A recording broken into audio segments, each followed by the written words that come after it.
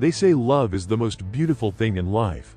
But let's be brutally honest. Love is also the sharpest knife. It can lift you to heaven, but it can also drop you straight into hell. The question is, how do you love without destroying yourself? The Stoics had an answer, and it's as relevant today as it was 2,000 years ago. Love. The poets call it divine, the musicians sing about it, and the movies turn it into fairy tales. But anyone who's actually lived through love knows the truth. It's messy, painful, and often unpredictable. We crave love because we think it will complete us. We look for the one, as if they hold the missing piece of our soul. But here's the uncomfortable truth. That idea itself is the reason love hurts so much. The Stoics warned us, when you attach your happiness to something outside your control, you're setting yourself up for suffering. And what is more uncontrollable than another human being? Their thoughts, their moods, their choices. You can't command any of it. Yet we hand over our peace, our sleep, and even our sanity to love. Think about the last time you fell for someone. How much of your mood depended on their text message? How much of your self-worth rested on their approval? Love, in its common form, isn't just beautiful, it's dangerous. But don't misunderstand. The Stoics weren't anti-love.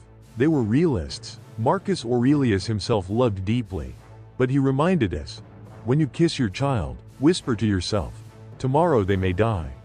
Not because he was cold, but because he understood the fragility of everything we hold dear. So what's the Stoic way to love? It's not detachment. It's not indifference. It's clarity. Love deeply, but without illusion. Care passionately, but without ownership. See the person you love not as a possession, but as a gift, a temporary gift of fate. Because here's the paradox. When you stop clinging, love becomes purer. You stop demanding that the other person save you. You stop expecting them to fill your emptiness. Instead, you bring your wholeness into the relationship. You don't need them to complete you. You share your completeness with them. Imagine two people in love, both independent, both free, both whole on their own. Their love is not a desperate chain but a chosen bond. That's what the Stoics were pointing toward. Love without slavery, love without obsession, love without destruction.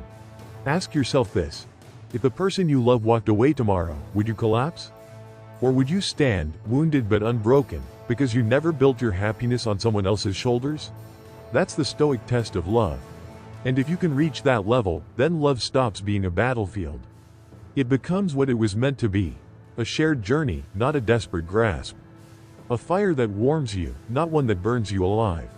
So yes, love will always carry risk. It will always carry pain. But if you love with Stoic wisdom, you won't just survive it, you'll be transformed by it.